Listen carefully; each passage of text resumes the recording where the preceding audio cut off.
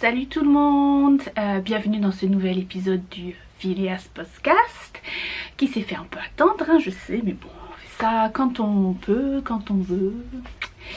Voilà, je suis Sylvie, je suis une Française du sud de la France, expatriée en Grande-Bretagne depuis maintenant plus de 16 ans. Et je suis maintenant basée à York, dans le nord-est de l'Angleterre. Et donc, je viens vous présenter ce podcast depuis chez moi pour vous faire un peu découvrir la scène tricotesque et des loisirs créatifs ici. Enfin, un peu mélangé parce qu'il y a des fois, je suis quand même pour certaines choses bien français, j'avoue que j'ai des goûts bien français, je clash un peu sur certains trucs avec ce qui se fait ici, et aussi j'aime beaucoup voyager, donc je ramène des choses de différents pays où je vais, et je les inclus dans mes tricots et mes cousettes. Je vais enlever ça, c'est le pied de mon dévidoir qui me gêne. Donc voilà, on va un peu discuter de tout ça plus longuement dans cet épisode. Je ne sais plus quel numéro d'épisode c'est, 14, 15, je sais plus. Donc la dernière fois je vous ai fait un épisode, c'était une espèce de vlog par rapport à ma quarantaine, ma quatorzaine, quand je suis revenue de France donc au mois d'août. Je pense que ça a dû être publié début septembre. J'ai su mes lunettes aussi. Cet épisode n'est pas du tout préparé. Pas du tout préparé. Ça va être du grand n'importe quoi. Bon, on a l'habitude, hein, c'est comme ça. Donc voilà, ça fait un moment, je suis pas venue vous parler. Ben oui, parce que forcément, sortie d'un quatorzaine. La vie a repris son cours, mais là, d'un coup, ça a été un peu le choc. Après être passé 2 semaines à pas sortir de chez soi, à être pépère, toute seule avec le chat. Là, d'un coup, c'était reprise du boulot, limite... s'il n'y avait pas les ports du masque et les vitres de plexi... qui délimitent des espaces dans l'open space au travail, tout ça, c'est limite, tu t'en rends pas compte hein, qu'il y a une espèce de pandémie qui se balade. Donc très très étrange, là d'un coup c'était un peu l'overdose de trop de monde, trop de bruit, c'était assez étrange, et puis puis l'automne nous est arrivé dessus, mais alors, bim, comme ça. Donc du coup, c'est, voilà. En général, moi, les gros changements de saison, enfin, surtout quand on arrive à l'automne, c'est, ça fait un peu les montagnes russes niveau du moral un petit peu, non pas trop en fait, hein, je suis pas, ça va, j'ai pas trop de problèmes à ce niveau-là. Mais bon, j'ai un peu la nostalgie. En plus là, vu qu'on voit personne, je pense que ça a été un petit peu plus difficile. Non, pas vraiment, mais bon, c'est vrai que j'ai encore plus pensé à mes amis, ma famille et aux gens que d'habitude. Mais en général, l'automne, ouais, c'est comme ça. Mais bon, oui, aussi niveau physique, hein, enfin, je veux dire, fatigue. Voilà, en gros, un peu la fatigue, changement de saison, ça m'affecte en général assez. Du niveau d'énergie général. Voilà, mais bon, et donc voilà, je me suis dit, ça fait plusieurs jours, je me suis dit, il faut que je tourne ce nouvel épisode de podcast. D'ailleurs, c'était 2-3 jours, j'ai un peu filmé 3-4 images que je vous mets là, que je vous ai mis en guise de générique, à me balader, un peu faire une grande balade quand il y a eu du soleil, c'était dimanche matin, voilà, après... Côté laine, ce que vous avez vu, on en reparle un petit peu plus tard dans les projets en cours. Et ben oui. Et puis là, je viens de me poser, j'ai une petite bougnette qui s'est tapée l'incruste. Elle est partie là, ça y est, elle a compris. Mais bon, un épisode de Phileas Podcast sans la bougnette, ce n'est plus un épisode de Phileas Podcast. Donc, aujourd'hui, pas du tout préparé. J'ai passé une nuit pourrie, j'ai mal dormi, je me suis réveillée avec un mal de dos, j'ai dû prendre une mauvaise position pendant la nuit, j'étais un petit peu bloquée du dos, ça faisait aïe aïe aïe ce matin, ça va mieux, j'ai pris une bonne douche chaude, ça m'a fait du bien. Enfin voilà, je suis un peu dans le pâté, beaucoup dans le pâté. Mais voilà, je me suis dit aussi, du coup, vu que j'étais dans le pâté, j'ai pas fait ce que je voulais faire ce matin, c'est-à-dire sortir en ville et faire 4 courses, tout ça. Je ferai cet après-midi ou demain. Mais du coup, vu que je suis à la maison et qu'il fait soleil dehors, la météo n'était pas du tout au soleil hier quand j'ai regardé, mais là j'ai un grand ciel bleu. Un grand ciel bleu et des nuages. Non, justement, pas de nuages. Des arbres qui jaunissent. C'est ce que je voulais dire, donc c'est voilà, mais bon, vu que je suis un peu... Je reste tranquille à la maison et ben voilà, du coup j'en profite d'avoir un peu de lumière pour vous montrer des choses et venir vous parler. Au programme aujourd'hui, du tricot. Je vais tout en compenser dans une partie de tricot, j'ai pas séparé les encours des projets finis parce que je n'ai qu'un seul projet fini en fait. Et après une petite micro partie couture, je vais vous parler de teinture aussi. Et après j'ai envie de faire du blabla, pas du tout loisirs créatifs, un peu côté culture. On va se croire chez France 5 hein. Mais bon, je vous mettrai ça tout à la fin pour celles et ceux qui n'ont pas du tout envie de m'écouter parler de choses qui ne concernent pas les loisirs créatifs. Voilà. Vous n'êtes pas obligés et voilà.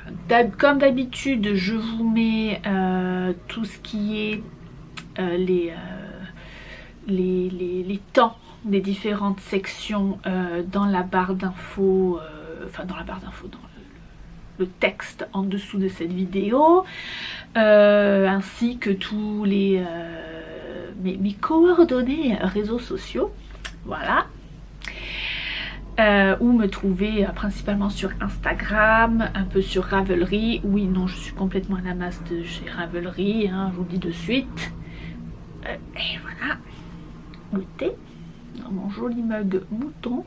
Vous allez voir un peu. avec mouton, voilà.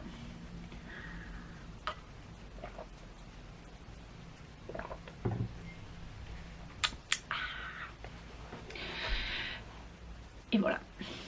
Donc je ne sais plus ce que je disais. Oui, enfin bon bref.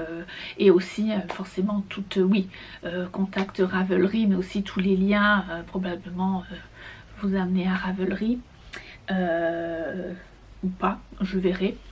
Pour tous les patrons, les modèles que j'ai tricotés, les laines et tout ça. Bon, on est parti, je pense que j'ai fait le tour de l'introduction. Ça fait déjà 9 minutes. C'est parti. Pour commencer cette partie tricot, je vais juste brièvement vous parler du gilet que je porte. Je me lève juste brièvement pour vous montrer un petit peu. Voilà, c'est le short cardigan de Carrie Bostic Hodge que j'ai tricoté à presque 4 ans de ça, enfin 3-4 ans.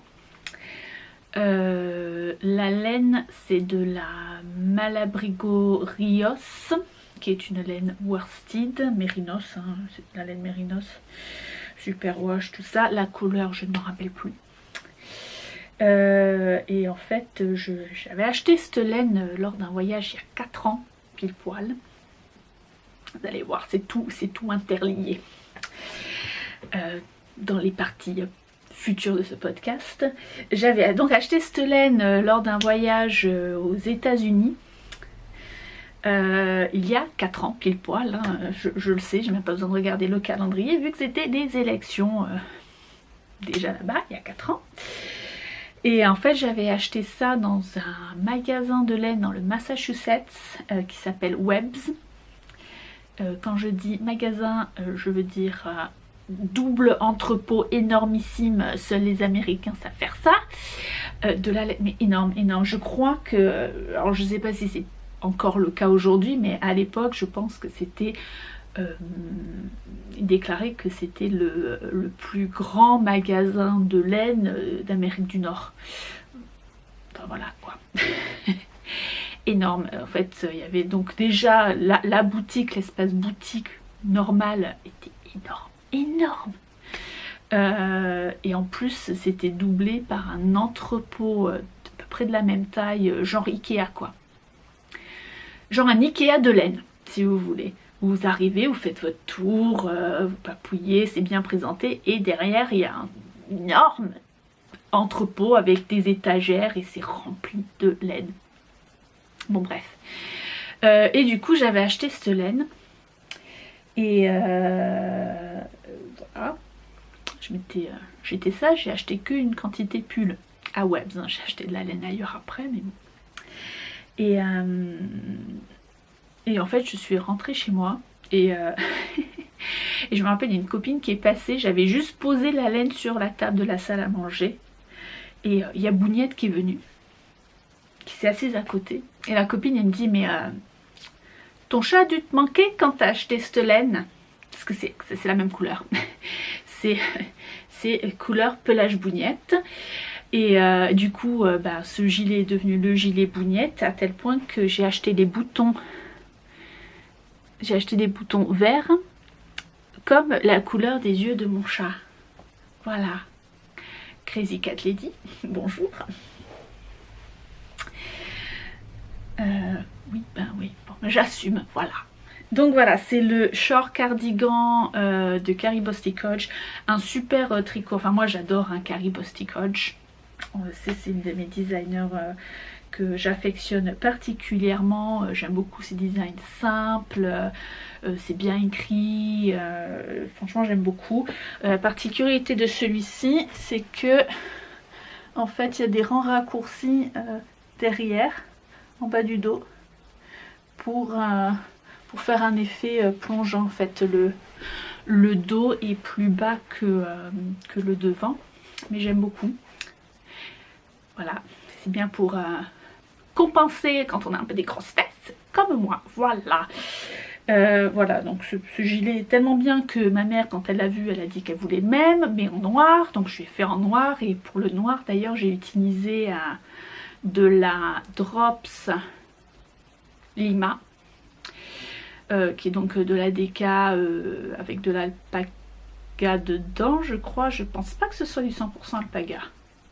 Je ne sais plus. Enfin, pour vous dire que voilà, hein, il y en a pour tout le monde, l'échantillon, enfin voilà, c'est écrit pour de la worsted, mais moi je l'ai fait en DK et l'échantillon marchait très bien avec la Drops Lima.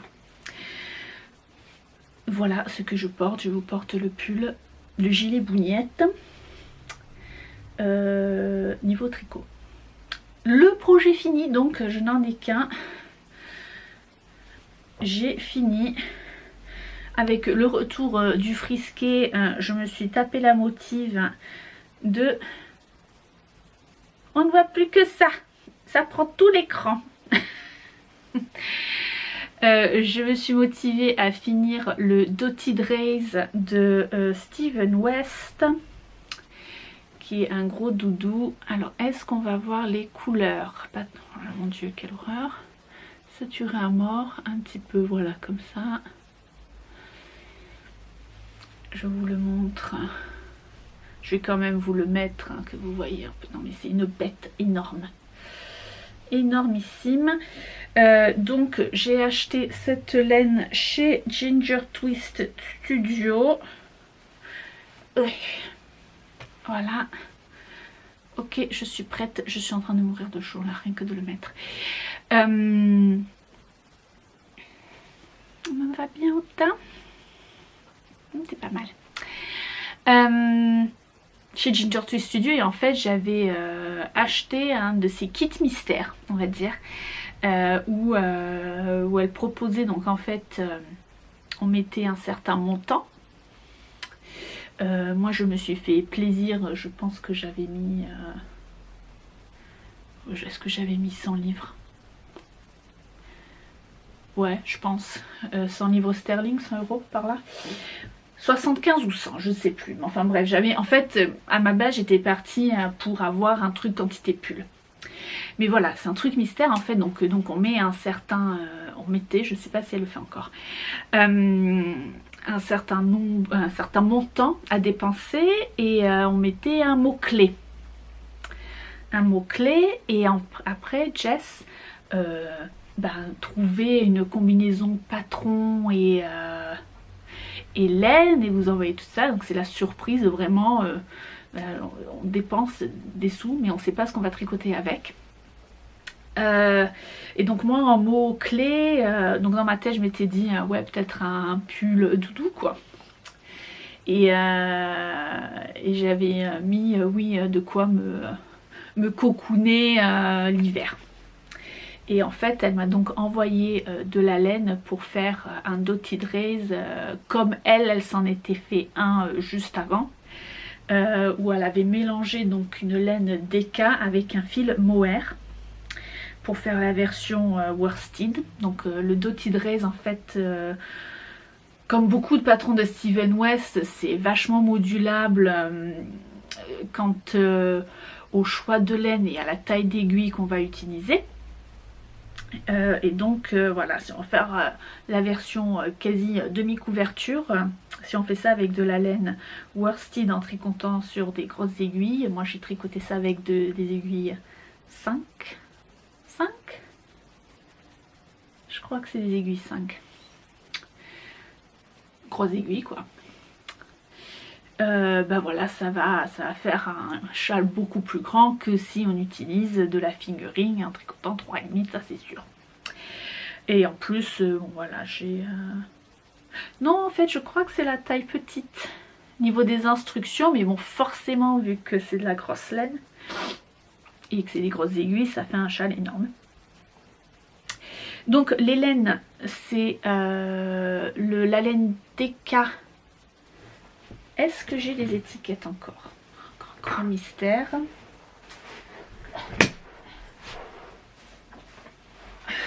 Forcément, je ne sais plus. Hein. De toute façon, ah oui, si j'ai. C'est de la Hello Honey DK qui est de la 100% Wensleydale. Alors déjà le logo de Ginger Twist Studio, voilà. Qui est une boutique à Édimbourg. Elle fait sa laine teinte à la main. Hein. La couleur, donc 100% Wensleydale, qui est un mouton local de chez moi, hein, Wensleydale, c'est dans Yorkshire, mais je vous ferai là bientôt, j'ai envie de vous faire découvrons le mouton et faire un spécial Yorkshire, je vous en reparlerai. Donc Halloween Deka 100% Wensleydale dans la couleur Birdie on the Shoulder. Alors l'étiquette est un peu effacée. Bon bref. Et elle m'en avait mis combien? 4 écheveaux? 5? Je ne sais plus. J'en ai utilisé, il m'en restait pas mal du dernier écheveau, il m'en restait genre 70 grammes peut-être, 75 grammes. Je ne l'ai plus parce qu'au final je l'ai inclus dans le colis de la personne qui a gagné le concours des 1000 abonnés. Parce que forcément c'est la couleur bleue et que ça faisait partie des couleurs qu'on m'avait indiquées. Voilà. Donc je m'étais dit c'était sympa de faire découvrir une nouvelle laine. Donc j'ai inclus le reste de la laine Wensleydale. Et donc cette laine Deka a été doublée de mohair, qui est de la Ginger's Hand Dyed Leading Lady Lace dans la couleur Voyager. Donc c'est du Merino Silk qui est là. Je viens de voir, voilà, il me reste quand même un sacré morceau. Et donc voilà, donc ça fait un truc bien flashy, mais j'aime beaucoup, ça va bien égayer l'hiver. J'ai un manteau couleur camel, ça va aller super avec. Ça va être bien. Ça va être bien. Alors, le Doty Dress, voilà. Le Doty Dress, je viens de trouver le patron, il est juste devant moi. Hop là.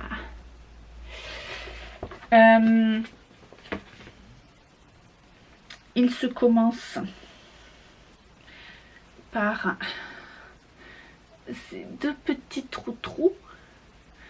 Et en fait, on va augmenter à chaque fois. On va faire beaucoup de rangs raccourcis. Et en fait, à chaque fois qu'on arrive au bout de la section rang raccourci, vous voyez, ça, c'est en fait... ça s'espace de plus en plus, les trous au fur et à mesure qu'on va. Donc en fait c'est le jeu de rang raccourci. Et après à chaque fois on va faire une rangée tout le long avec les trous qui sont des doubles ajourés pour faire les points. Voilà, comme à l'habitude de Steven West, les bordures sont en high cord. Donc la bordure en haut elle est incluse dans le tricot, hein. Et après on vient finir donc le châle une fois qu'on est arrivé à la longueur, la grosseur, la taille du châle qu'on veut. On vient finir avec un high cord tout en bas. Ça va, c'était pas trop la mort. Donc voilà, c'est assez simple à tricoter. Moi je sais que par rapport au rang raccourci, en fait je mets un anneau marqueur. Vous savez, les épingles à nourrice en forme un peu d'ampoule. Un anneau marqueur à chaque fois que je tourne. Et du coup en fait c'était facile parce que les ajourés, ils se positionnent à chaque fois au même endroit par rapport à l'anneau marqueur. Donc c'est genre 2 mailles avant l'anneau, il faut commencer, il faut faire le slip knit et faire le double ajouré. Enfin bon bref. Je ne sais plus d'ailleurs. Ouais, bon bref, je ne sais plus comment on fait l'ajouré, je ne vais pas vous raconter tout pas trop non plus, hein, c'est pas juste but du jeu. Mais bon oui, c'est vrai qu'en utilisant des anneaux marqueurs, c'était quand même vachement plus facile. J'avais pas besoin de compter à chaque fois le nombre de mailles avant de... enfin voilà, entre chaque trou rouge. C'était assez instinctif, plus instinctif que ça. Donc voilà, non, le truc c'est que non, très simple, très bien.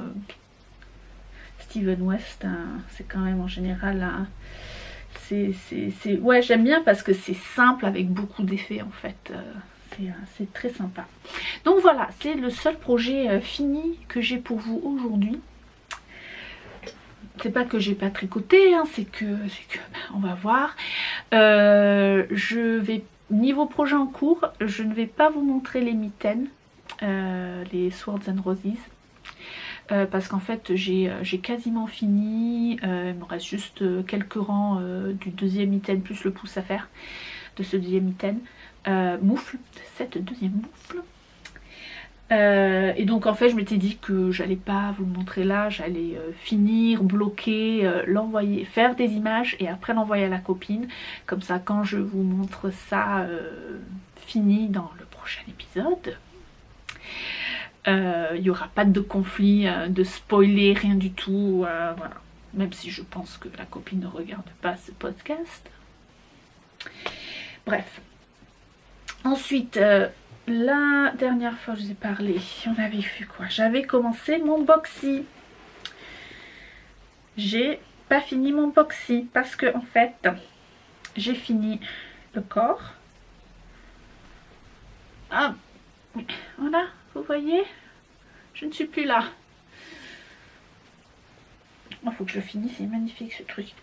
Voilà, j'ai fini le corps de mon boxy. Et il me reste ça de laine des 3 écheveaux que j'avais. Donc j'ai dû racheter un écheveau que voici pour faire les manches. Donc voilà, j'ai fait un peu une pause. Je vais reprendre, hein. D'ailleurs j'ai toujours pas passé. Je vais passer. J'ai envie de le passer voir quand même. Question de dire, est-ce que je rentre les bras dedans? Oh oui, à l'aise blaise. Alors forcément j'ai pas fait l'encolure, donc c'est vachement évasé. Et voilà, l'hypoxie, toujours un peu ouais, bon, de toute façon ça va se bloquer, ça va se détendre, ça c'est dû à la mérinos. Mais voilà, ça fait un peu rayure là comme ça la caméra, mais c'est pas, ça va, c'est pas, c'est un peu, ouais, non j'aime bien, ça fait profondeur marine en fait. Donc voilà. Donc boxy, hein, voilà, j'ai fait taille, je sais plus, moyenne, M. Tricote de bas en haut, c'est une mère de jersey. Après, le patron, je vais vous montrer. Là, je l'ai, il est là. Est-ce qu'on va le voir? Oui. En fait, vous voyez, pour celles qui ne connaissent pas le boxy, est-ce que vous voyez un petit peu? Ouais. Les en haut, niveau de l'encolure et un peu le dessus des manches, en fait, c'est de là, c'est du point mousse en fait. Que j'avais fait sur mon premier boxy, j'avais pas envie de le faire là en fait. J'avais envie juste d'un pull tout en jersey. Donc voilà, j'ai pas fait les rangs de point mousse, j'ai fait mes rangs raccourcis et ma mise en forme des épaules au jersey. Ça va, c'est facile, hein, c'est juste qu'il faut inverser les tricots et les rangs tricotés et les rangs tricotés à l'envers, à l'endroit à l'envers. Donc voilà, j'ai fait ça. Donc là il me reste donc les manches. Je me tâte à les faire plus longues que ce que le patron l'indique. Sans le boxy, moi le mien, les manches m'arrivent plus ou moins plus ou moins niveau du coude. Je vais peut-être les rallonger, qu'elles me fassent au moins 3/4, en faisant un peu des diminutions pour qu'elles soient un peu plus ajustées à mon bras, hein, avec un écheveau entier. J'ai de quoi faire. Et donc après l'encolure. Donc voilà, ça avance, ça ce sera fini bientôt. Hop, qu'est-ce que tu fais là? Toi, viens là, hop. Ensuite, J'ai eu une envie folle de... C'est moi où la lumière est complètement dingue.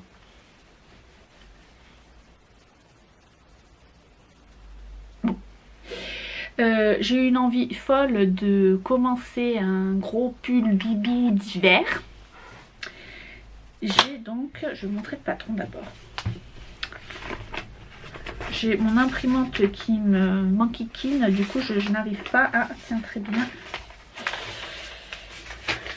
Je n'arrive... bah déjà j'ai plus d'encre couleur et maintenant j'ai plus d'encre tout court. Bon bref, donc c'est en noir et blanc pour l'instant. Puis ça fait des économies. Le Farmhouse Cardigan de Amy Christophers. J'ai oublié son nom Ravelry, c'est pas grave. Savory Knitting. C'est écrit sous la photo là. Savory Knitting. Amy Christophers, ça fait un moment que j'ai dans ma librairie. Et j'ai commencé, je tricote avec, en fait, voilà, je tricote avec la laine tweed de la maison tricotée. Et en fait, si pour celles et ceux qui suivent depuis un moment, au mois de janvier, j'étais revenue du Canada, forcément. Et j'avais fait un peu le point météo de ma laine, les stagiaires de laine, un peu les projets que j'avais envie de faire. Et en fait, je vous avais parlé déjà de cette laine quand j'étais allée passer la nouvelle année à Montréal. Avant ce gros virus méchant, j'en ai un petit peu profité quand même. Du coup, j'étais allée à la maison tricotée et j'avais acheté de la laine en vue d'un patron particulier. Enfin, une sélection de patrons. J'avais envie d'un gros gilet doudou. Enfin, la laine me plaisait. Donc, du coup, j'avais un peu regardé les gros gilets doudou qui pouvaient se faire. Et donc, il y en avait deux. Et au final, j'ai choisi le Farmhouse Cardigan. Après bien regarder par rapport au point si la laine ça allait. La laine, donc, c'est la tweed de la maison tricotée. Alors la laine n'est pas du tout canadienne, hein. Comment vous dire, je l'ai achetée à Montréal. La maison tricotée est une boutique de laine à Montréal, en haut du plateau royal. Oui, c'est de la laine worsted Aran, origine Irlande. Bah oui, parce qu'en fait c'est de la laine, vous voyez, avec les petits nops, on appelle ça de la laine Donegal. Voilà, la couleur, bah, c'est une couleur, c'est beige quoi. Voilà. Je ne sais même pas s'il y a un numéro de coloris. Il me semble. Quand même. Non? Ok. Bon bref. Comme ça. Et voilà. Donc le Farmhouse Cardigan. Alors attention, parce que là, c'est une bête. J'ai très bien avancé. Très beaucoup. Mais seulement que là, je me suis arrêtée en plein milieu de rang. C'est pas pratique, mais ça devrait aller parce que j'en suis déjà aux diminutions du raglan. Hop.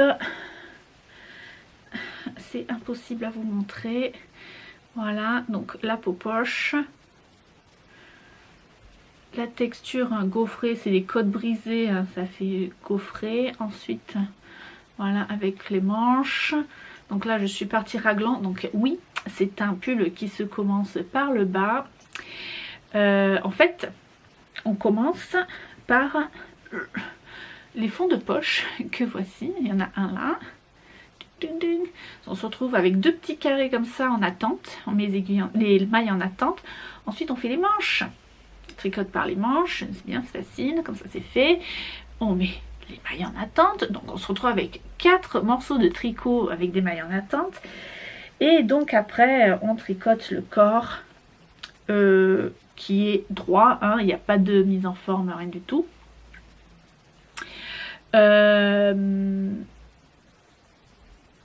J'attends, j'ai l'appareil photo qui me clignote. Pourquoi? Est-ce que tu vas enchaîner direct? Non? Ah bon, je sais pas, bon, on continue, hein, tant pis, ça coupe bizarrement. Donc voilà, il n'y a pas de mise en forme, pas de diminution de la taille et réaugmentation, c'est du droit de chez droit, donc c'est assez facile. Et non, ça va, une fois que tu es dans le rythme, même une fois rattaché les manches, bon là il y a les trous comme d'hab, hein. C'est parce qu'après on vient grafter, hein, remailler.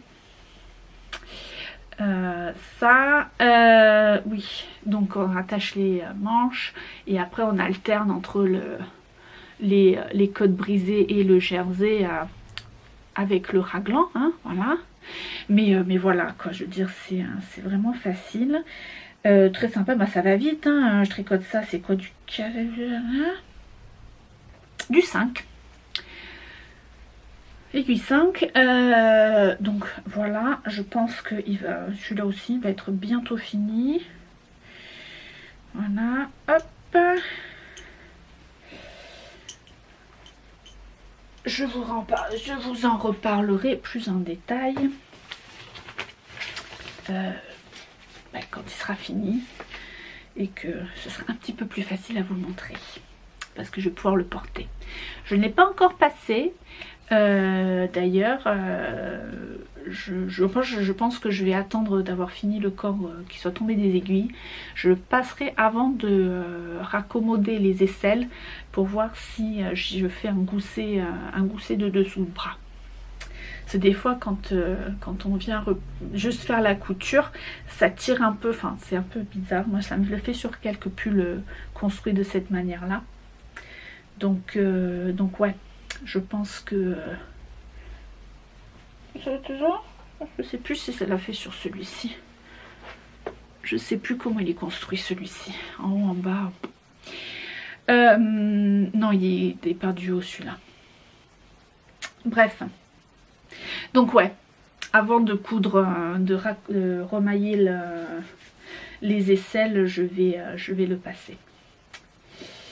Et donc un dernier projet en cours pour vous, dans les petites images du générique, vous avez vu que j'ai détricoté complètement ce pull en brioche que j'avais commencé l'année dernière, très très longtemps, que clairement je n'allais jamais finir, j'allais jamais reprendre, c'était juste pas possible. J'ai limite à regarder les projets au long cours que j'étais plus motivée à reprendre les couvertures que ce pull là. Et là de suite on sait qu'il y a du problème. Voilà, non c'était pas possible, il était trop court, enfin bref ça m'a saoulée. Non, voilà, ça marchait plus, donc j'ai tout détricoté, tout. Et j'ai remis direct sur les aiguilles, j'ai re-entamé. Comme ça ne traîne pas, j'utilise la laine parce que la laine j'adore, hein, la combinaison de couleurs. Et j'ai jeté mon dévolu sur le Vertices Unite de Steven West. Ça fait un moment qu'il me tape dans l'œil celui-là. J'ai vu beaucoup de podcasteurs qui l'ont tricoté et j'aime beaucoup. Une fois porté, c'est vrai que je le regarde comme ça, surtout avec les couleurs qu'il choisit. Bon là c'est noir et blanc, ok, mais avec les couleurs qu'il choisit c'est pas, enfin voilà. Mais en fait c'est de le voir porter voilà, sur les réseaux sociaux et sur YouTube par un tas de monde avec des choix de couleurs quand même super sympas. Ouais, j'aime beaucoup. Donc voilà, forcément je vais faire la version méga, hein. La version large. Et parce que de la laine j'en ai, hein, j'ai des écheveaux pleins, hein, donc voilà. Et voilà, donc j'ai commencé donc la partie 1. Alors oui, là on dirait que c'est... On dirait de la laine un peu bouclée. Ben oui, parce qu'elle est détricotée fraîchement. Après c'est du point mousse. Une fois que j'aurai bloqué, ça va se remettre, ça va pas me gêner. Enfin voilà, surtout du point mousse qui a cet aspect bouclé. Je pense que ça va pas avoir trop de soucis une fois bloqué. Ce que j'espère, c'est que c'est de la laine teint à l'indigo. Et que même si c'est la deuxième fois que je tricote, elle me déteint sur les doigts quand même. Donc j'espère que ça va pas trop être la cata au blocage. Ben donc les laines, je vous rappelle vite fait, hein, parce que... Alors attendez, c'est où? C'est où? C'est... Voilà. C'est la laine, les laines bleues. Donc là j'ai les deux bleues. Et j'ai aussi celle-ci qui est juste un tout petit peu bleutée. Je sais pas si on voit un petit peu bleuté, bleuté vert. C'est de la Black Isle Yarn. Voilà, c'est de la laine. Alors mon appareil photo m'a lâché. Ça va, je m'en suis rendu compte quand même assez vite. Je disais donc, j'en ai fermé mon machin. Les deux bleus, c'est de la laine Cheviot, donc teint avec de l'indigo. Cheviot Saint-Mouton. Là, celle-là, c'est un mélange de laine Blueface Leicester, Cheviot, Lincoln and Hampshire. 4 moutons. Et c'est teint avec de l'hibiscus. C'est ça. Voilà. Ensuite, on a cette moutarde en boule. C'est de la John Arbonne Textile. C'est de la vieille laine. Ils la font plus. Enfin, oui, ils ont changé la formule, hein, le mix. C'est la Alpaca Sock Yarn de la couleur moutarde. Ça et en fait, à la base, j'avais donc le gris qui est là, qui est quelque part. Dans le mercredi, bon, j'avais un gris foncé à la base dans mon mélange pour le pull, mais j'ai changé pour utiliser ce reste de Brooklyn Tweed.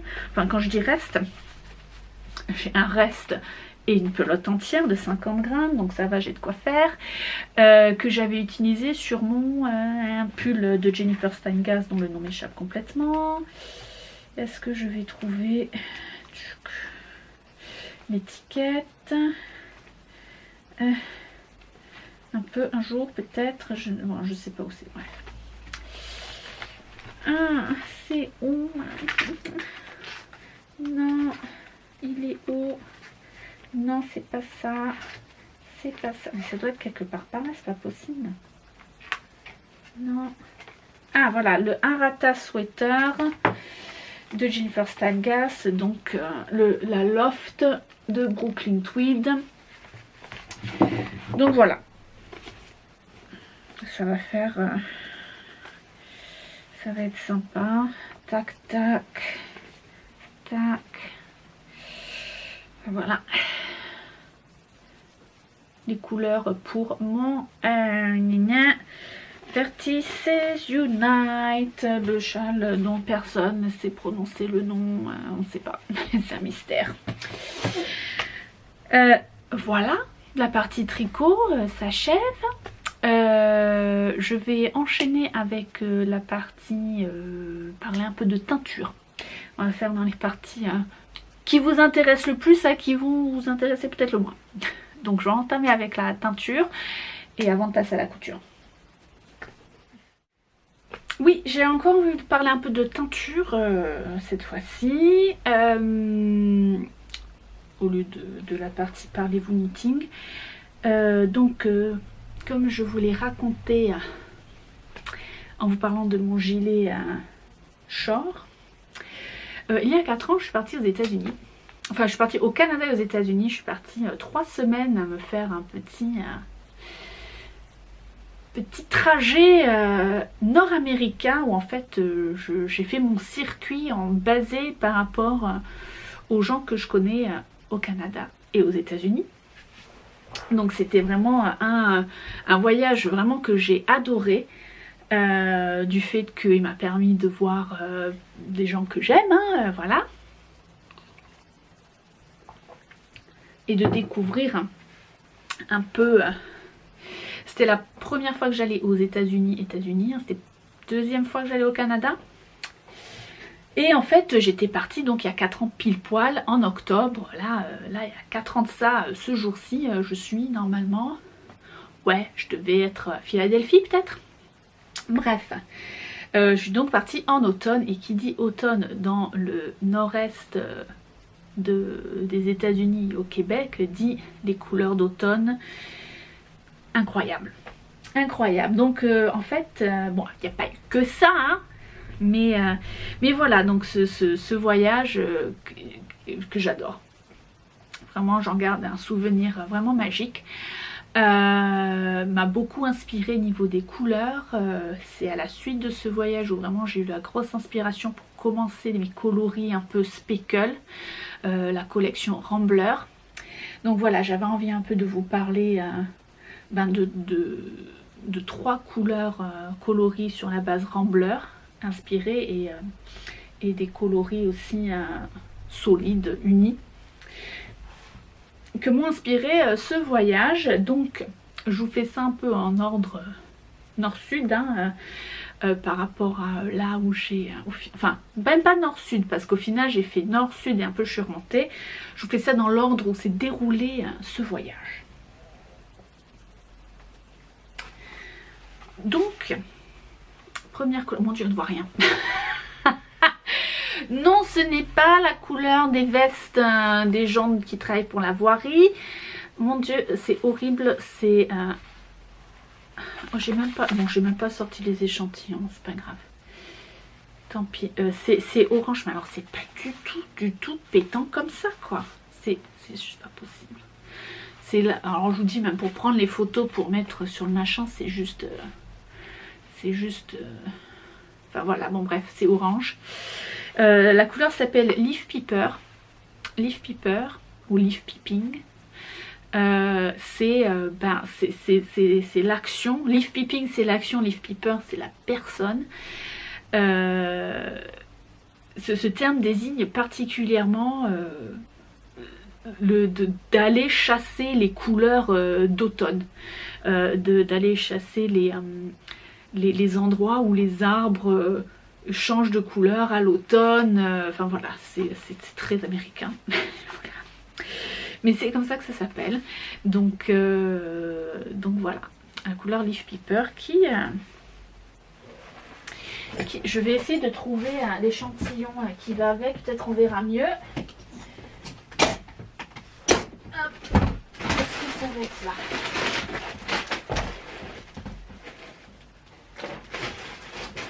Oui. Hop là. Est-ce que... Ouais, c'est quand même un petit peu mieux en mode chaussette. Voilà, ah oui, c'est quand même, on voit mieux vraiment la couleur qu'en écheveau. Donc voilà, donc oui, j'ai cette couleur, donc il y a un peu du jaune doré, un peu du vert orange, un petit peu de rouge, un petit peu des machins, des petits nuggets de vert aussi. Enfin vraiment toutes les couleurs que moi j'ai pu constater, couleurs d'automne, donc à savoir que forcément entre le Canada, enfin le Québec, et à l'époque on était fait un road trip. Ma copine Caro avait elle avait un van aménagé. On avait laissé le Léo à la maison parce qu'il travaillait, il n'avait pas forcément le temps de venir avec nous. Donc on est parti entre Nana dans le gros van et on est parti du côté des cantons de l'Ouest. Donc pour celles et ceux qui savent, oui, on a fait le Montfort, enfin voilà, par là quoi. Les autres parcs dont le nom m'échappe complètement encore. Voilà. Et donc oui, et donc il y a de l'érable, donc l'érable forcément c'est rouge, et enfin c'est juste voilà, d'une beauté. Ces paysages d'automne là-bas, c'est juste pas possible quoi. Les arbres. Donc voilà, cette couleur-ci qui vient un peu, ouais, Canada, Massachusetts, donc d'aller chercher les couleurs d'automne. Ensuite, de Québec, de Montréal, j'ai pris mon bus Greyhound. Je fais tous les clichés. voyage. J'ai pris mon joli bus Greyhound. Oh d'ailleurs, j'essaie de vous inclure des photos en même temps que je parle.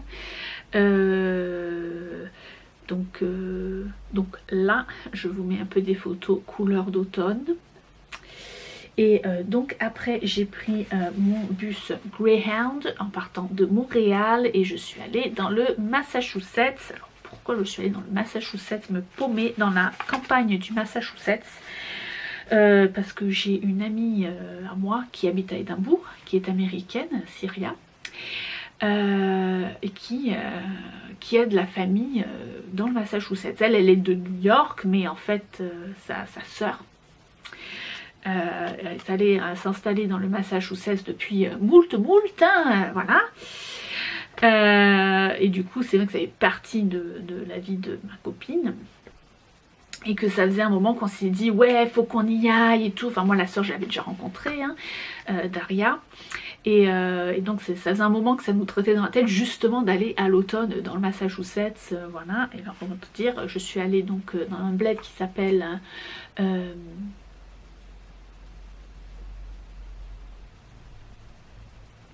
Williamsburg, je crois, hein, Burgie, de son petit nom, pas très loin de Northampton, dans le Massachusetts, mais alors genre l'Amérique rurale, les gens. Ah non mais j'ai des histoires, alors j'en aurai pour un épisode entier, des anecdotes j'avais passé une semaine à Montréal, avec quelques jours donc dans les cantons de l'Est. J'ai passé une semaine donc dans le Massachusetts, mais alors des trucs... mais des trucs de fou quoi, enfin bref. C'était vraiment, bah voilà, c'est pour ça que j'aime autant ce voyage, c'est parce que c'est plein de moments de vie vrai en fait. C'est pas, je suis complètement sortie côté touriste. Et j'ai habité chez les gens, j'ai vécu chez les gens, voilà, c'est pour les gens qui connaissent la série Gilmore Girls, qui se passe en théorie dans le Massachusetts, bah c'est ça, avec les réunions du village avec tout le monde, enfin bref, j'ai fait, après les champs de citrouilles, ça, enfin bref, hein, des trucs de malade, et bah forcément, gros cliché, on est allé bouffer dans un diner, qui s'appelle le Waitley Diner. Alors vraiment c'est le diner qui est au bord de la route, c'est le truc routier, mais c'est vachement connu en fait. Et les couleurs, je vous inclus une photo là, des couleurs dans le diner, c'était juste... je suis tombée en amour pour cette combinaison de couleurs qui est donc entre le chrome, des parties chrome quoi. Et donc espèce de turquoise, vert turquoise, vert canard. Et donc du coup oui, c'était obligé que je fasse une couleur inspirée de ça. Donc c'est la couleur Waitley Diner. On a fait péter le jukebox, hein, forcément, avec un petit James Brown. C'était génial, franchement j'ai beaucoup aimé. Donc ça dans le Massachusetts. Ensuite je suis partie voir une copine qui habite du côté de Washington DC. Je ne suis pas restée dans Washington DC, je suis vraiment là, c'était vraiment un peu les visites coup de vent en fait. Parce qu'il me restait qu'une semaine, hein. J'ai fait une semaine Canada, une semaine Massachusetts, après j'avais plein de choses à faire. Donc j'ai fait un petit crochet à Washington DC, enfin du côté de Washington DC, j'ai dû passer 1 ou 2 nuits chez ma copine dans le Maryland. Mais bon, enfin voilà, il s'est rien passé, on est allé voir le Potomac, les chutes du Potomac, où s'est passé plein de choses lors de la guerre d'indépendance. Ensuite je suis passée à Philadelphie, voir une copine, ma copine Narges. Je suis passée, ouais, je suis restée quoi, 2 jours encore à Philadelphie. Je kiffe, hein, Philadelphie, c'est bien. J'ai beaucoup aimé Philadelphie.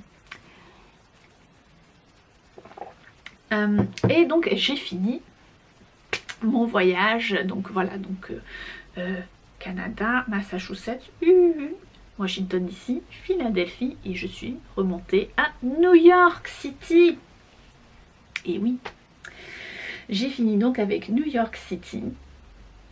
Et à New York, le truc, je m'étais toujours dit que je voulais faire absolument à New York, entre autres, hein, il y avait pas mal de choses, mais encore une fois, là, j'ai pas vraiment, j'ai pas du tout fait même des choses vraiment touristiques. Moi, ma fixette à New York, c'était d'aller à Coney Island. Voilà. Coney Island, c'est à Brooklyn, hein, et c'est donc une des deux plages avec Rockaway Beach. C'est là un bout de plage à New York et en fait où il y a un gros parc d'attractions, c'est les montagnes russes avec la méga grande roue à New York, c'est Coney Island. Ne me demandez pas pourquoi j'avais fait une fixe sur Coney Island, je sais pas, mais je voulais y aller, j'y suis allée. Et oui, et donc j'en ai ressorti ce coloris. Je vais juste faire une pause pour changer la batterie de l'appareil photo. Oui, Coney Island, donc j'en profite pour vous mettre deux photos ici. La couleur s'appelle Hot Dog in Coney Island. Pourquoi? Parce que cette journée-là, particulièrement de mes visites à New York, j'ai bougé de quartier en quartier et j'ai mangé un truc à chaque fois que j'étais dans un quartier. Et à Coney Island, il y a un stand de hot dog qui est vachement célèbre où ils font des compétitions de celui qui va bouffer le plus de hot dog. Il y a d'ailleurs une grande affiche, un grand compteur énorme quand on arrive sur Coney Island. On le voit depuis le subway, depuis le métro. Et c'est un truc, et en fait, Nathan's, que ça s'appelle, les couleurs sont, enfin le stand, le petit machin quoi, petit boui-boui où ils vendent les hot dogs, les couleurs sont jaune et orange. Et orange. N'importe quoi, jaune et vert. Donc voilà, dans Hot Dog et Coney Island, donc déjà il y a le côté, les couleurs de fond, c'est un côté un peu bleu de la mer. En plus moi j'y suis allée un jour, il n'était pas méga beau, donc c'était vraiment les couleurs un peu toutes atténuées comme ça. Donc il y a le côté mer avec du bleu et il y a un côté, est-ce qu'on va voir un peu? Et il y a une moitié qui est un peu plus couleur sable, un peu gris sable, pour représenter le côté terre. Donc le côté bleu, en fait, il n'y a rien, il n'y a pas de speckle. Par contre, le côté sable, côté terre, donc il y a un peu des speckles jaune et vert pour rappeler Nathan's. Et il y a du rouge, du bleu et un peu de orange. Ça par contre c'est la Ferris wheel, la grande roue du parc d'attractions de derrière. Donc c'est vraiment les clichés de Coney Island dans un écheveau.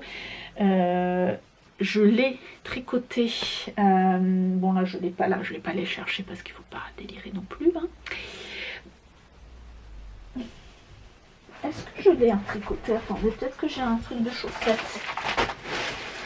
J'ai un matin, attendez. Il y a ça déjà.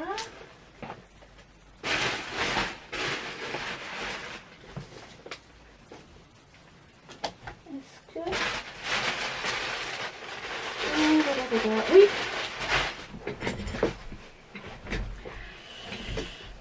Voilà, j'ai un petit exemplaire tricoté de Hot Dog in Coney Island. Voici.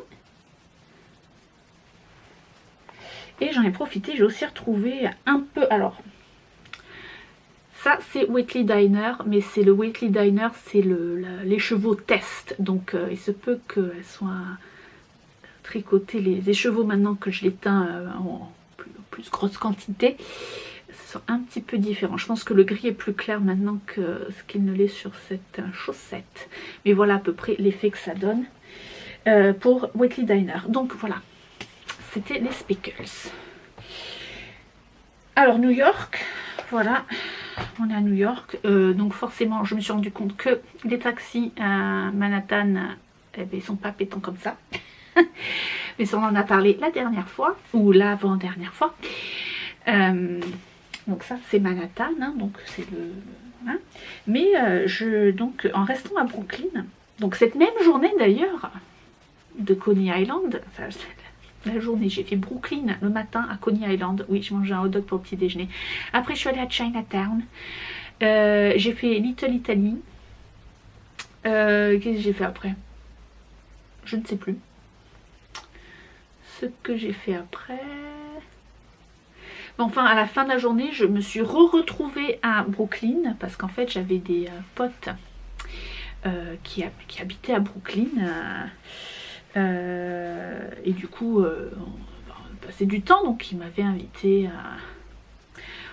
Je pense que c'était ma dernière journée à New York d'ailleurs. Et bref, on s'est retrouvés donc à Brooklyn, c'était la fin de la journée. Et en se baladant un peu avant d'aller manger un burger. Et oui. Oui, sachant qu'à Chinatown, j'avais bouffé les dumplings. Little Italy, je m'étais fait une gelato. Enfin bref, j'ai bouffé toute la journée. Et donc à Brooklyn, voilà, je vous montre encore le truc, c'est pas possible. Les rouges, quoi, les rouges à la caméra, c'est juste pas possible. En se baladant donc à Brooklyn à la fin de la journée où le soleil commence à tomber, et en fait Brooklyn c'est un vieux quartier de New York où il y a beaucoup de bâtiments en briques rouges. Et avec cette lumière, quand elle a tapé les briques rouges, c'était juste sublime, une couleur absolument magnifique. Que vous ne vous rendez pas compte du tout là, parce qu'on dirait que c'est un rouge méga pétant, mais en fait il est un petit peu côté... j'ai envie de dire un petit côté rose, mais c'est pas vraiment... Ouais, c'est un peu genre rose orangé. Enfin voilà quoi. Mais pas... C'est horrible. J'en peux plus. Non, c'est pire. Est-ce que c'est... Non. Ah, ouais, un peu. Ouais, un petit peu comme ça, plus. Ouais, vous voyez, c'est pas rouge, écarlate. C'est un petit peu... voilà.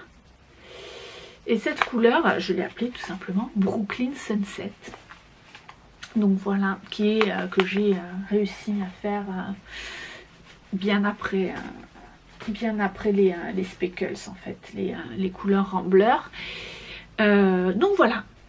Et comme ça s'achève mon petit voyage en Amérique du Nord, on va dire, en quelques écheveaux. Voilà pour cette fois. Petit moment couture, que je vous présente quand même le t-shirt que je porte. Oui, je me suis cousu un t-shirt qui n'est pas un lookbox top. Oui, messieurs dames. J'ai enfin utilisé ce livre Sewing with Knitting Fabrics, qui est un livre, oui, A Beginner's Guide to Sewing with Knitted Fabrics. Un guide débutant pour coudre avec les jerseys. Que j'ai acheté. La personne qui fait ça, c'est Wendy Ward. Voilà. Et ouais, donc j'avais acheté ce bouquin. D'ailleurs, je me demande si j'avais pas participé à une campagne pour lever des fonds pour qu'il puisse être publié. Je ne sais plus, ça fait vraiment longtemps que je l'ai ce bouquin. Et donc voilà, j'ai utilisé la patronne du t-shirt. C'est le Peak t-shirt. Donc voilà, il y a plusieurs versions possibles. Manches longues, manches courtes avec des froufrous, enfin bref. Moi j'ai fait la version simple. Alors, ouais, c'est tellement pour débutants qu'en fait les instructions m'ont gavé. Elle vous demande de tout bâtir, enfin bref, ça m'a saoulée. Et puis en plus, c'est le genre de bouquin où en fait j'ai trouvé nulle part, enfin bon, après j'ai peut-être mal regardé, mais il y a tellement d'informations que ça me saoule. C'est pas, j'ai trouvé, pour trouver l'information que je voulais, j'ai trouvé ça assez relou en fait, assez galère, d'où de combien devait être mon ourlet en bas. Bon, j'ai improvisé, hein, au final, j'ai fait moins, quoi. Mais ouais, donc au final, ouais, j'ai utilisé le patron, les mesures, mais après les instructions, oui, de base, hein, genre, oui, on commence par les épaules, après on fait le tour de cou, enfin l'encolure, on fait ci, on fait ça. Ouais, mais c'est genre, quand il faut faire l'encolure, il faut revenir à la page, au chapitre au début, où on parle de toutes les encolures, enfin bref, c'est les va-et-vient. Moi, je suis pas méga fan quand il faut faire des va-et-vient entre le patron et les instructions pour les trucs de base, non, c'est pas mon kiff. À part ça, le patron, ça va, hein, c'est pas trop mal. Je vais vous montrer mieux dans un instant. D'ailleurs, je vais le faire là. Le tissu, c'est un tissu que j'ai acheté à Mondial Tissu, donc en France, hein. C'est là où, quand je vous dis que des fois il y a les goûts de ce qui se passe ici en Grande-Bretagne, c'est pas ça. Genre les tissus. Il y a des marques de tissus que j'aime beaucoup ici, hein, quand je vais acheter chez Merchant Mills, voilà. Encore Merchant Mills, c'est quand même assez ciblé, c'est même pas des tissus anglais, quoi. Ils vont aller les chercher en Inde ou au Japon, ou je sais où. Mais voilà, le magasin de tissus lambda, genre le Mondial Tissu version british. Moi j'ai du mal, hein, c'est vraiment pas mon style, donc oui, en général les tissus chez moi ils viennent de France.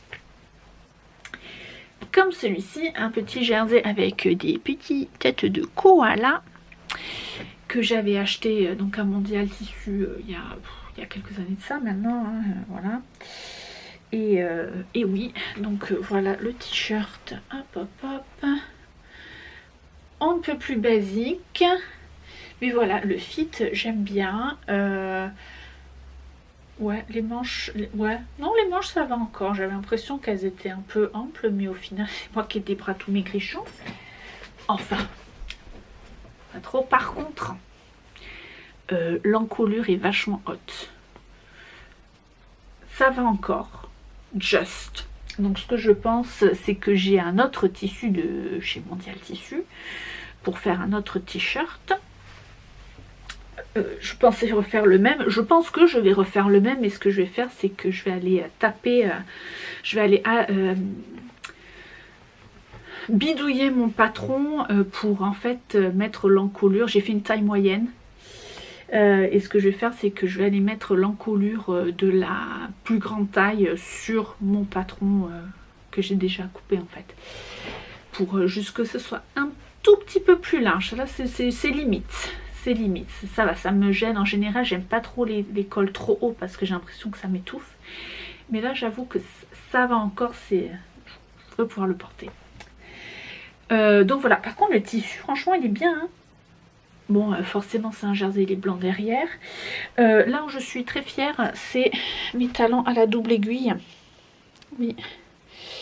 J'ai fait ça, mais alors, méga... Enfin, ça va, méga propre. Quand même bien propre. J'ai enfin... Bon, alors, j'ai galéré, hein. J'ai galéré. Ma machine, elle kiffe pas trop la double aiguille. Ça me fait des tire-bouchons sur le fil, un des deux fils qui passe, donc à chaque fois je suis obligée de changer, enfin bref, c'est un peu la galère. Donc voilà, donc je suis quand même assez contente de ce t-shirt. Je pense qu'il y a des patrons individuels, notamment enfin, voilà, les t-shirts. Je ne vais pas revenir sur le patron plus que ça parce que en recherchant sur internet, il y en a plein, justement des patrons basiques de t-shirts qui sont gratuits. En s'inscrivant sur les newsletters de un tel ou un tel, je pense justement au plantain de Direndo ou tout ça. Donc voilà, c'est un t-shirt basique. Mais bon, je suis contente, j'aime bien. J'aime bien. Donc ouais, je pense que je vais faire le deuxième assez vite dans ma lancée. Voilà. Et ben, c'est tout ce que j'ai fait en couture, à part quelques autres masques encore. Voilà, mais bon, on n'en parle plus. Ça saoule. Et donc aujourd'hui j'avais envie de vous faire un peu une partie blabla qui n'a rien à voir avec les loisirs créatifs, mais Mais je sais pas, des fois, oh pardon, je vais valdinguer le trépied. Je sais pas, des fois j'aime bien connaître des... Enfin voilà, quand autant sur les réseaux sociaux que YouTube est un réseau social, hein, donc au final c'est pareil. Mais c'est des fois c'est sympa d'apprendre à connaître les personnes derrière les podcasts et les profils Insta. Et des fois j'aime bien quand ça parle un peu de choses autres que les loisirs créatifs dans un petit bout, tout ça. Donc j'avais envie de faire ça un peu aujourd'hui et de faire un instant culture. Voilà, alors pour celles et ceux qui n'en ont pas envie, ben je vous fais, c'est votre choix, il n'y a pas de souci à partir du moment où... ben voilà, c'est comme ça, je vous donne le choix de rester ou pas. Faut me laisser le choix de le faire ou pas.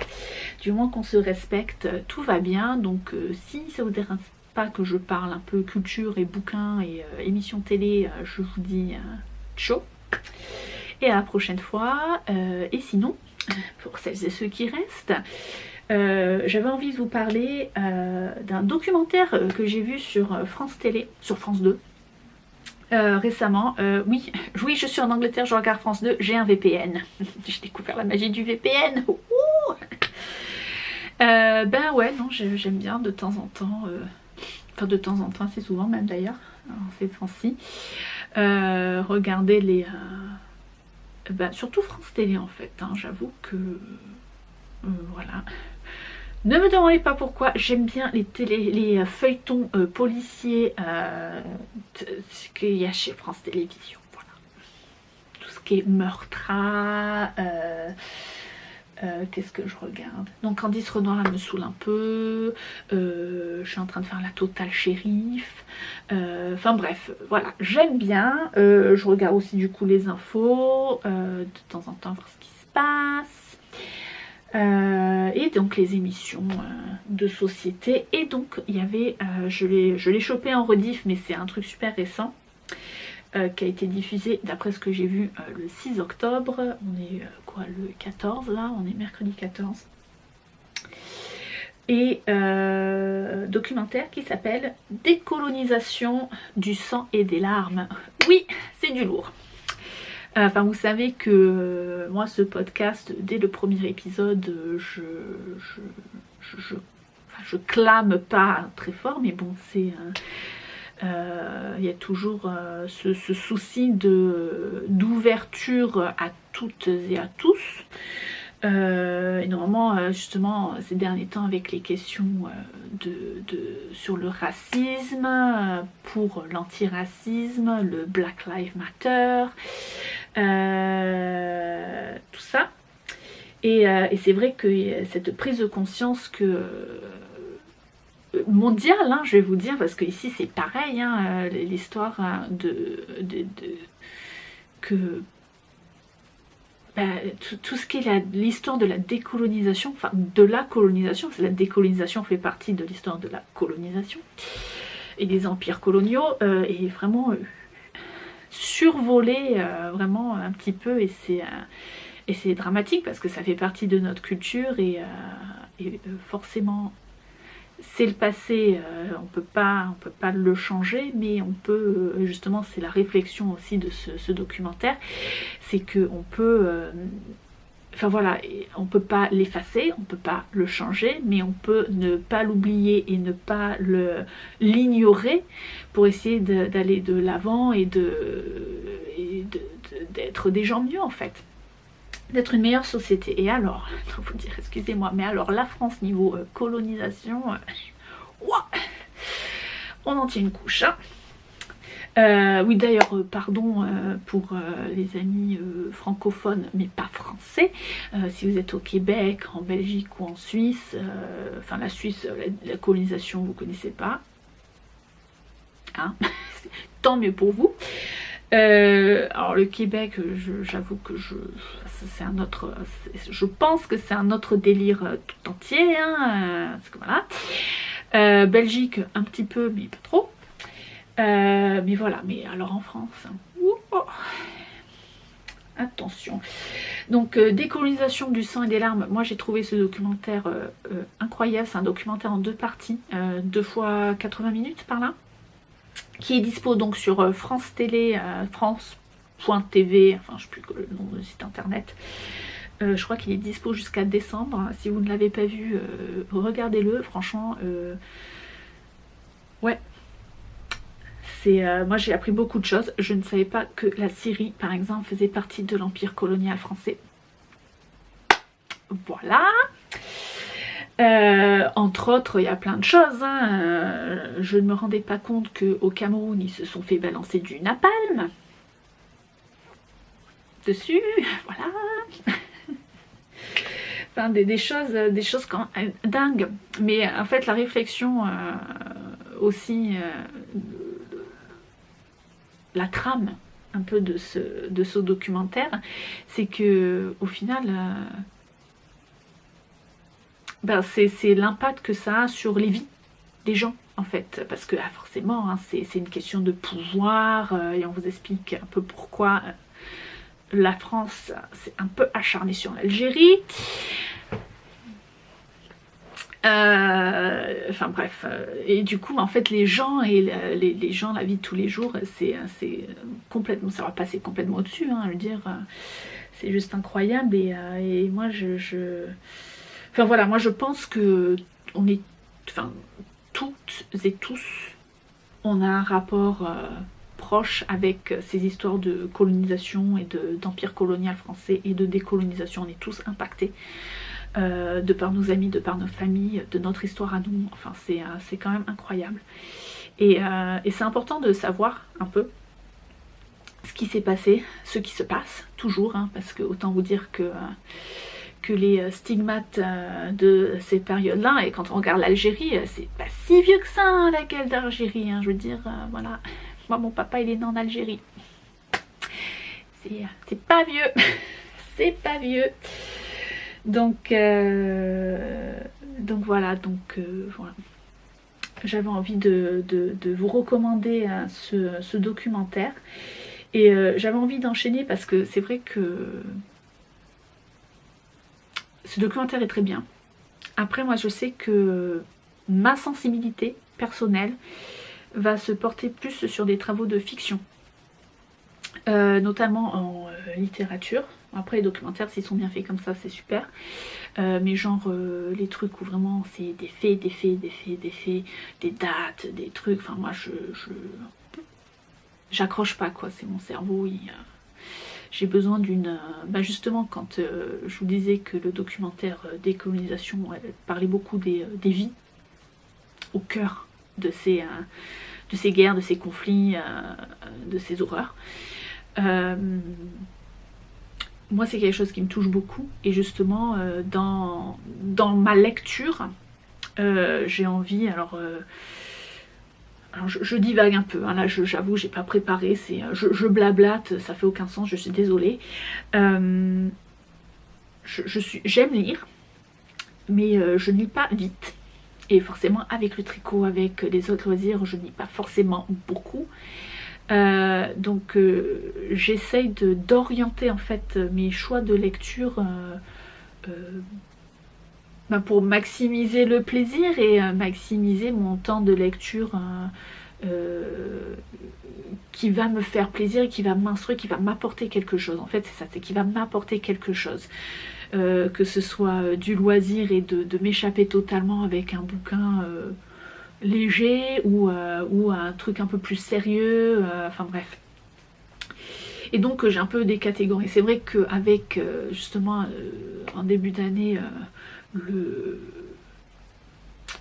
espèce de prise de conscience, de reprise de conscience par rapport aux histoires du racisme, j'ai été amenée à justement essayer d'aller voir un peu des livres écrits par, pas forcément par des gens noirs, hein, je veux dire le Black Lives Matter c'est bien, il faut mettre, mais il y a aussi d'autres communautés et notamment moi j'avais envie de, j'ai essayé un peu de, et j'essaie toujours, hein, après c'est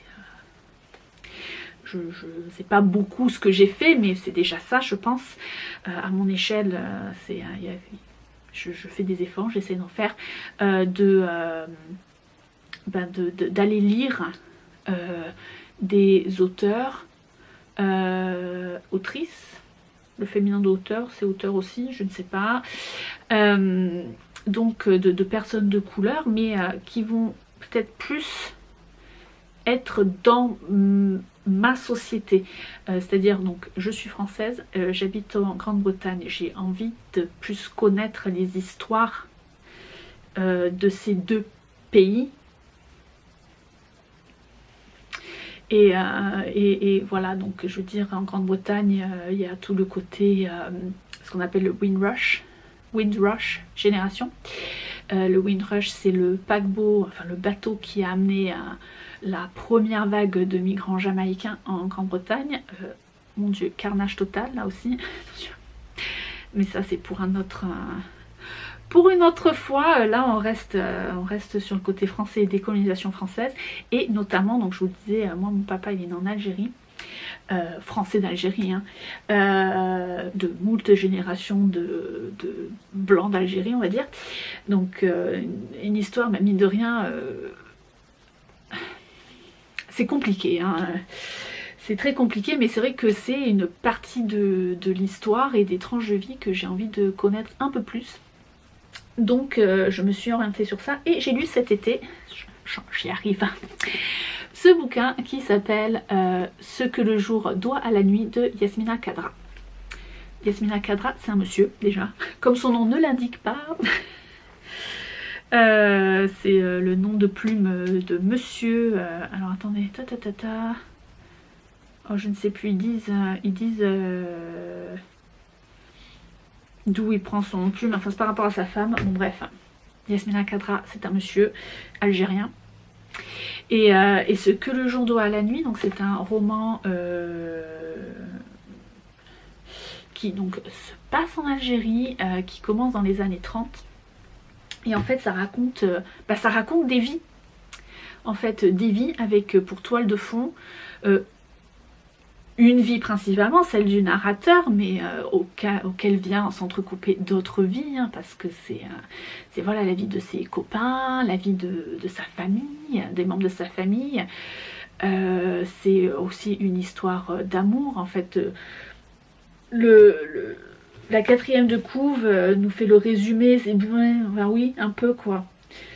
Ils disent femme au pays, à la fin ils disent femme au pays, l'homme ne peut jamais oublier un amour d'enfance. Oui, forcément, il y a une femme, là, il y a l'histoire d'amour, mais ouais, c'est pas que ça, quoi. C'est vraiment pas centré dessus. C'est vraiment toute la micro-société autour d'une personne, comme nous, on a nos micro-sociétés avec notre cercle d'amis, nos familles et tout ça. Donc, en fait, c'est donc celle du narrateur, Younes, alias Jonas. Ça aussi, c'est toute une réflexion par rapport à la culture de l'Algérie française. Et donc oui, donc ça commence aux années 30 quand le narrateur et personnage principal est un petit enfant, il a eu 6-8 ans, un truc comme ça, les années 30, jusqu'à au présent. Bon, après il y a une grosse ellipse, mais bon, ça, plus ou moins, ça, le cœur de l'histoire commence aux années 30 et finit dans les années 60, à la fin de la guerre d'Algérie.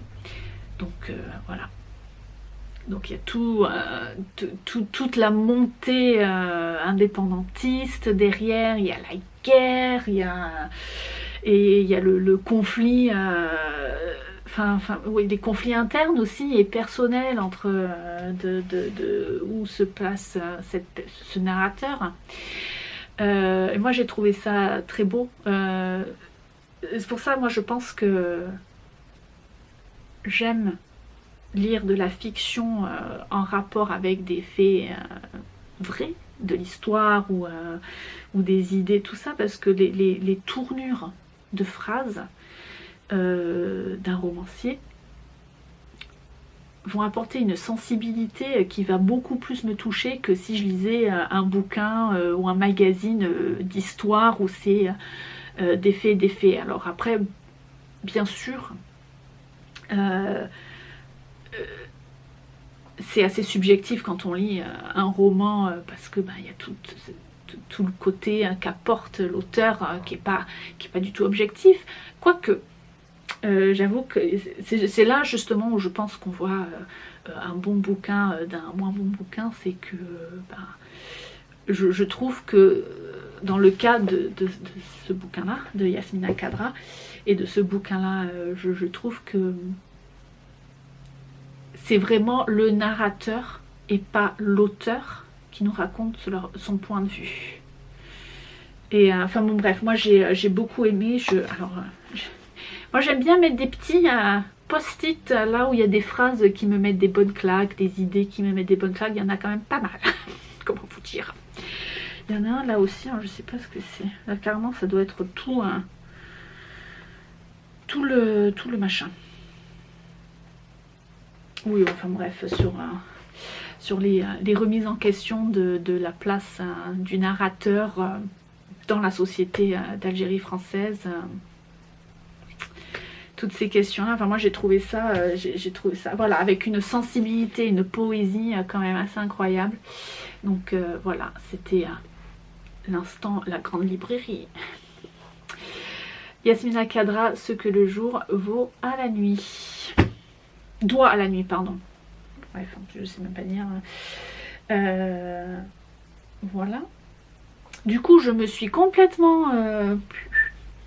j'ai complètement divagué sur le sujet. Donc voilà, je pense que je vais m'arrêter là avant de dire encore plus de bêtises. Qui ne veut rien dire. Sur ce, donc je vais vous laisser. Je vous remercie de m'avoir suivi jusqu'ici. Si vous l'avez fait, hein, si je vous ai pas saoulé avant ce moment-là. Voilà. Si vous avez envie de me laisser un petit commentaire, faites-le. Un petit pouce en l'air, faites-le. Abonnez-vous si vous avez envie de continuer à suivre mes aventures tricotesques, surtout quand même. Le gros de ce podcast, ça reste quand même tout ce qui est laine et tricot. Voilà, encore merci d'être si nombreux à me suivre. Et je vous souhaite bon courage pour la suite des événements. Forcément, là, c'est les reconfinements qui nous pendouillent au nez. C'est pas gai. En plus, c'est l'hiver qui arrive. Les jours se raccourcissent. C'est double déprime, en fait, j'ai l'impression. C'est la double déprime. Soyez fortes et forts. Et on va s'en sortir au bout d'un moment quand même. Voilà, restez solidaires les uns des autres, soyez cool. Et oui, on ne peut pas contrôler ce que les autres font, mais voilà, ça ne veut pas dire qu'il faut lâcher le bon bout non plus. Voilà, prenez soin de vous, restez prudents. Et bonne création, bon loisir créatif, bon tricot, et je vous dis à très très bientôt. Ciao!